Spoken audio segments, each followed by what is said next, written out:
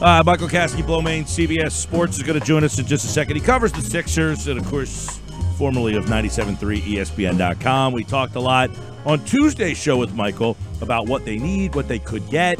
He mentioned Alec Burks, and Alec Burks is now a member of the Sixers. So is Glenn Robinson III. And how do they all fit in? What does that do for this team and all the stuff surrounding this team? It sounds like a big, horrible storm coming crashing down. But is it as bad as it seems? Michael's there every night. He joins us now on the Sports Bash Live on the Boardwalk Honda Hotline. MKB, what's up, man? What's up, Mike? How you feeling? I'm feeling good, man. Thank you for asking. How are you? For sure. Not too bad. Busy day so far? Yeah, man. You mentioned Burks on Tuesday. They threw Glenn Robinson III in there as well. Thoughts on the fit and the move? Yeah, Mike, I think the fit definitely makes sense for both players. I know Burks was definitely a big target of the Sixers coming into the deadline this week. They had their eyes on him, and they had a good feeling that they were going to be able to get him for the asking price of, it ended up being 3 second-round picks for the both of them, something they felt comfortable doing. So, I think they both fit really well as guys that can come off the bench and just space the floor around Joel and Ben. They're obviously not, super well-known names, guys that are necessarily going to move the needle like super far, and people aren't all of a sudden going to say, "Oh, the Sixers are the favorite to win the title now." But I do think that it evens the roster out a little bit and will make the rotations a little bit more fluid and give Brett an opportunity to space the floor a little bit more around Ben, Joel, and Al. All right, yeah. I mean, what does this mean for the roster now in terms of who gets the bump down, whose role was diminished? I mean, do you see this, really changing the complexion of the rotations significantly? Because you got Ennis just got traded, but he was a guy who was somewhat in the rotation early in the year, hasn't been as much recently. Scott, what's that do for him? What's it do for Korkmaz, Thibault? I guess all those wing guys are somewhat affected by this. Yeah, absolutely, Mike. And I think it's going to be a little bit of, if you want to say trial and error for the first couple of weeks with Brett figuring things out. I mean, obviously, like you said, James Ennis was the first and the main casualty of the trade. He was flipped to Orlando for a second-round pick. Basically just because it's what he would do out there is pretty redundant with Burks and Robinson in terms of where he would play and what he would give the Sixers. And then otherwise, it's going to be interesting. I think that it'll take a chunk out of Korkmaz's minutes. He's been playing obviously a lot for the Sixers off the bench, sometimes, even being their sixth man. I think Burks will probably fill that role a lot of the times, either him or Matisse. Obviously, I think they're still going to give Matisse a lot of run. And now with Trey Burke gone, Neto, his role is going to, unless they add another point guard through the buyout market or something like that, Neto is going to have to, step up into that backup point guard role. But I do think that they'll both, probably get some serious minutes, and Mike Scott and Korkmaz, like you mentioned, will probably be the two that are still on the roster that are, most affected in terms of maybe losing some potential playing time. MKB, how many issues does this one trade here cross off your list? So if there were 10 issues with the Sixers, are there 5 now? Are there still 10? How much better do you feel about them?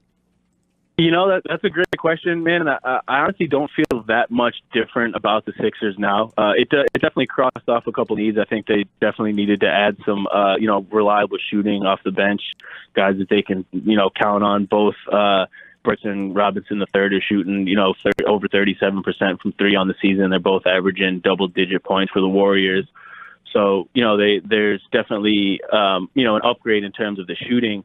But they're not guys, like I just said to Mike, they're not necessarily guys that are going to really push the needle for the Sixers too much in any direction. I think in order for that to happen, it's going to have to come, as people have said in the past couple of days, it's going to have to come internally. The Sixers' main issues to me are, the way the starting lineup has been playing and fitting together. And that, the answer to that is going to have to come from Joel, Ben, Al, and Tobias and Josh, obviously.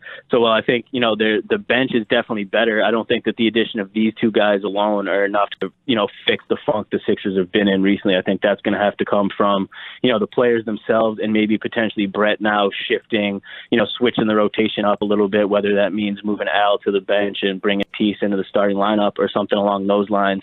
I think something like that will go a lot further to potentially getting the Sixers where they want to be come the postseason instead of, just the addition of these two guys. Do you think Al would buy into coming off the bench? That's a great question. And, personally, I think he would, from what, at least from my limited interactions that I've had with him this season. He seems, or at least he says, he's a team first guy. He's pretty selfless. His, just coming to Philadelphia in the first place, he kind of knew that it was going to be taking a bit of a back seat. Obviously, he's come into a team that already has, an all-star post player in Joel. He knew he wasn't going to be, the first option, the second option, probably not even the third option with Tobias there.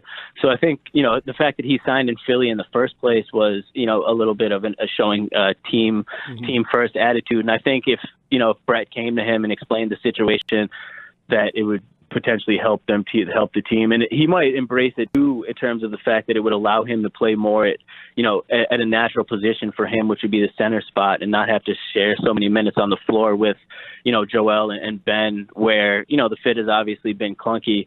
I'm just more curious as to if the front office and ownership would want him to come off the bench, considering the how much they invested in him over the offseason. If they want to have a guy that they just gave a huge contract to coming off the bench halfway into the first season of the deal. Right. Which one, getting back to Robinson and Burks, which one do you think is, because both are having, career years on a bad team, which one do you think the Sixers are going to get that is going to be closest to what he really is, if you understand what I'm saying? I think Burks will probably be that guy. I think he's a little bit more, explosive and able to create a little bit more. I like Glenn Robinson the third too. I liked him when he was in Philly the first time during the 2014-15 season. I thought he was a guy that, could potentially give the team the floor spacing that they've needed basically since they drafted Embiid in 2014. But I think Burks is a little more versatile in terms of a guy that can, maybe put the ball on the floor a little bit, shoot from mid-range, potentially get to the rim. So I think he's going to be, at least early on, probably a guy that gets a little bit more opportunity and minutes in the Sixers rotation to, make a substantial contribution. Michael Kaskey-Blomain, CBS Sports, covers the Sixers in the NBA, and the Sixers make a couple of moves. Before we get to some of the minor stuff they did today, where do we begin? I mean, Horford's comments, I don't know if they're blown out of proportion. You're there a lot, Michael, obviously.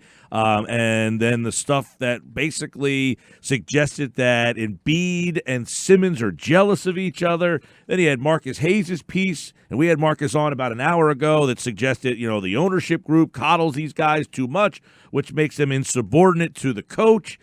What is your overall view of the issues that are surrounding this team off the court? I do think they've been blown out of proportion a little bit, Mike, on the national scale. From what I've seen, obviously being, in the locker room before and after games at the practices I've been to, the players like each other. It's not a situation where, the report, I believe it was from Chris Broussard, saying that Embiid and Simmons are jealous of each other. I haven't personally gotten any indication from being around the team that, they're not necessarily best friends. They're not hanging out all the time off the floor, but there's a mutual respect between the two of them. I think they know that, obviously, for the Sixers to reach their full potential, it's going to have to be their shoulders that the team, rests upon. And I think that there's, that they kind of realize that they need each other in the sense of where they are right now. So, that particular report, I don't know where that came from, but I haven't seen any indication of that myself. I do think that there's obviously some issues within the locker room, like Al, referred to, but I think that's more so just the fit on the floor that they're trying to figure out. Obviously, Joel hasn't been, very happy with where he's been on the offense. A lot of times he's made multiple comments about how he has to, be on the perimeter perhaps more than he would like to space the floor. This is obviously a result of the moves made over the offseason. And I think it's just a matter of a little bit of frustration within the locker room about the fact that they know they should be better, and they know how high their ceiling is. When you beat the Bucks on Christmas Day in a game like that, you beat the Lakers shorthanded without two starters a couple weeks back. You're, 3-1 against the Celtics on the season. There's definitely some points this year where they've shown, how high their ceiling can be. And I think the fact that they've struggled so much on the road, given how good they can be, is kind of a frustrating, a thorn in their side right now that they're trying to figure out. But in terms of actual, beef among the players, at least personally, I haven't got that sense at all. MKB, something that's been talked about a lot leading up to the deadline is the addition of a ball handler. And now with Burks and Robinson coming in here, two nice additions, as we've been talking about, but they're not a point guard by any stretch of the imagination. I know Burks is capable of handling the rock, but he's not a guy that you're going to let run the offense. So how do you foresee that playing out the rest of the way and even come playoff time? Because I've been on record saying we're going to see Simmons off the ball a lot more in the postseason. So whose hands is the ball in? Yeah, right. And that's a great question. I think that's probably my biggest, concern, I guess, after these moves at the deadline. Like you said, the guys fit well. Burks and Robinson, they make sense. They're nice additions. They'll work well around Embiid and Simmons. But I was kind of hoping that they would pull one more move, to get a ball handler behind Ben, whether it was, a Derrick Rose from the Pistons or something like that. At this point, I think that they'll probably have to turn to the buyout market to get a secondary ball handler. I can't imagine that Brett is comfortable with, Raul Neto being the other, main ball handler. Obviously, Trey is gone now. He was waived just, 5 minutes before I hopped on the air officially. Like you said, Ryan, so that leaves a dearth. They just don't have another guy that can create other than Ben. And, some of that is going to fall to Josh when he comes back. Josh Richardson, Brett used him a lot as a secondary ball handler early. They were using him in screener roles with Ben for a while before he got injured.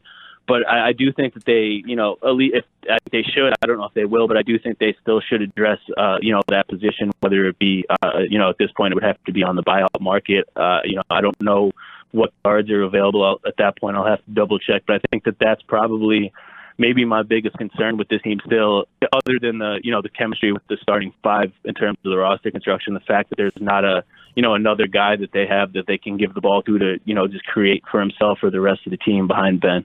Let me ask you this, Mike, because I agree with what Ryan is saying. Based on what we've seen, there's going to be a lot of playoff basketball where Ben isn't handling the ball and he's got an off-the-ball role. But from what I've seen from Ben over the last 2 or 3 weeks, especially when Joel first went out, I definitely think he's been more aggressive. He's been the ball handler who attacks the basket, still not shooting. But I've seen a change in him, and I think for the best interest of the Sixers, his development, he should have the ball in his hands. He's young. Play him the entire game. That's what, quote unquote superstars do in the playoffs. I don't really want to see him and again playing either a dunker or an off the ball role as much. I even think at the end of the game he's shown he can take the ball to the rim. Isn't playing him in this dunker spot, guys, enabling him to do That's something my point. I don't want that anymore. I want Ben to have the ball in his hands, and if it means they lose a game. What's the option? What's the option if you don't move him off the ball? You're going to lose games, and then it comes down to an organizational decision of what? It may actually force him to be if there's going to be something that forces him to take that shot, it might be it. But even in the last few weeks, we've all seen Ben be more aggressive and more consistently aggressive. See, I kind of agree with, both sides there, because I do think that obviously Ben is the point guard and you want him to, have the confidence really to have the ball in his hands in the stretch. And like you said, I think we've seen in the past couple of weeks, especially, while Embiid was out and even since he's been back for the past few games, Ben has looked a little bit more confident, especially taking the ball to the rim, going to the free throw line. There's, a definite, jump in confidence that we've seen with him over the past few weeks. And even late in the games, early in the season, there was people complaining that Ben would, come out kind of strong and disappear in the second half. I think recently he's been a little bit better with that. But I do think he's such a unique and talented player that to really maximize his talents, you would want to be able to put him in both situations. There's obviously times where you want the ball in his hands, especially off like a fast break, a defensive rebound, something like that, where he can really push the pace. But then there's also times where in a half-court set, we've seen that he could be really effective in other situations, not necessarily just standing in the dunker spot, but specifically, acting as a screen man or doing some cuts. And I think that having a guy that could complement him and help him, which is, to go back, that's what Markelle Fultz was supposed to be, a guy that could play off of Ben if he needed to and be a catch and shoot guy that could knock down shots from the perimeter, but also take the ball and initiate the offense and run pick and rolls and things like that if Ben was either out or off the ball. And I think, there's still, obviously Markelle didn't pan out, and they're still kind of looking for a player in that role that could be a secondary scorer and ball handler for the situations where they might want to take Ben off the ball for, a period of time. Yeah, Michael Kaskey-Blomain with us. Of course, CBS Sports covers the Sixers, and Sixers, by the way, play the Bucks tonight. James Ennis has been traded, and it looks like Trey Burke is the casualty here. This Burke thing, well, I'm not the guy that's saying, that Burke would have saved the season, but what a bizarre, it almost seemed like the left hand's not talking to the right hand here, that you got Burke playing well. He was on a non-guaranteed contract. Then you guarantee his contract, and soon as you did that, you took him out of the rotation. So now you waive a guy that you paid guaranteed money to after you didn't use him after you guaranteed him. It almost seemed like the front office said, we're going to guarantee this guy for how well he's played in that short time. And then Brown was like, well, you didn't check with me because I'm not playing him anymore. So I don't know what you guys are doing here. Like, that whole situation just seems bizarre. Yeah, like I absolutely agree, and that's probably been one of the bigger, small scale head scratchers for me all season. And I've personally asked Brett, and I know other guys in the media have asked them in multiple ways. What is it? What does Trey need to do what did he need to do to see more minutes? Was it specifically that he saw in Neto that he wasn't necessarily seeing in Burke or things along those lines? And the answer pretty much was always, he never directly said anything that Burke was doing wrong. More so, it was just the fact that he liked some of the things that Neto brought to the floor offensively. And he said, a couple times that he didn't want to let players rot on the bench, which is why he kind of went back to Neto after, like you alluded to, Burke kind of had a run there for a few games where he seemed to be playing well, hitting some shots and things like that. And then as soon as they, guaranteed that contract, they went away from him. So, I was never able to get a completely direct answer from Brett as to why Burke seemed to be buried on the bench so much. I thought he definitely could have helped the team in certain situations, kind of like what we were just talking about, even with potentially, I would have liked to see him play with Ben at the same time a little bit, run Ben off the ball, run some screens with him, because Trey's a guy that could shoot and space the floor.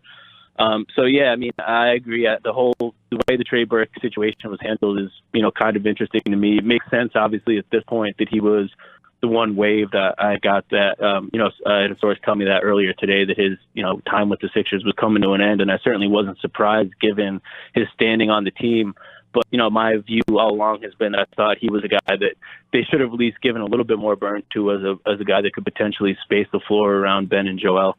MKB, I'm going to make you look into your imaginary crystal ball here with this question, but now with these moves with Burks and Robinson coming into the fold here and into the rotation, do you think the organization is now turning to Brett Brown saying, all right, here you go. Like, here's the ingredients. You have to make a 5-star meal here, and if you don't, it's on you. Like, is this now in the organization's mind enough to come out of the Eastern Conference, and is more pressure, if possible, on Brett Brown? That's another good question, Ryan. You got some good ones saying. I think the pressure's the same. Honestly, I think the front office has felt like they've had enough to get out of the East all along. With the starting five that Elton built this summer, I think that they felt, obviously they haven't been quite as reactionary as the fan base in terms of these recent losses, and I think they've maintained that, if they're healthy and they have their full starting five, they could, compete with any team in the East and potentially come out of it. And I think, if anything, like you said, the new additions help, obviously, even the rotation out a little bit more and eliminates an excuse that Brett might potentially have. But I don't think it's changed in terms of, if the Sixers fail to at least probably get to the conference finals this season, I think, I've thought all along that Brett could be, on his way out this offseason. I certainly didn't and don't expect it to happen during the season, no matter, really what happens. But, I thought that was the case all along, and it's, only kind of reinforced now that they've brought in a couple more shooters that could potentially help the team, be even better. After all these deals, what is Shake Milton's role? I mean, because he's been playing a lot, starting minutes. Does he go from starter to out of the rotation? Has he played himself into the rotation? Where do you see Milton when Richardson returns and with Burks and Robinson entering the mix? Yeah, I think he's going to maybe not drop out entirely, but I definitely think, obviously, when Richardson comes back, he'll retake that starting spot. And then you bring two other veterans in that do, similar stuff. Obviously, Shake's one of the main reasons he's been getting minutes is because of his ability to space the floor offensively. It certainly isn't for his defensive prowess. So I think, obviously Richardson comes back, he loses minutes, and then you bring in two other guys that could be taking perimeter minutes away from him. I think, as Brett said, he doesn't like to rot other than Trey Burke, but I think Milton will see some minutes. But there's definitely going to be the minutes that he was seeing over the past week or two, it's not going to be close to that. All right, at the Real Mike KB, and follow him on Twitter for Sixers Bucks tonight, Sixers Memphis tomorrow, Sixers Bulls on Sunday, Sixers Clippers on Tuesday, and he, like all guests, appeared via the Boardwalk Honda hotline. All right, pal, I'll see you soon. Thanks, guys. Have a good one. Thanks for All having me right, on. that's Michael Kaskey-Blomain, of course, a alum of 97.3 ESPN.com. He's been gobbled up by the national CBS Sports. Bastard. You saying that schedule made me think 1 out of 3 ain't bad. All right, Meatloaf.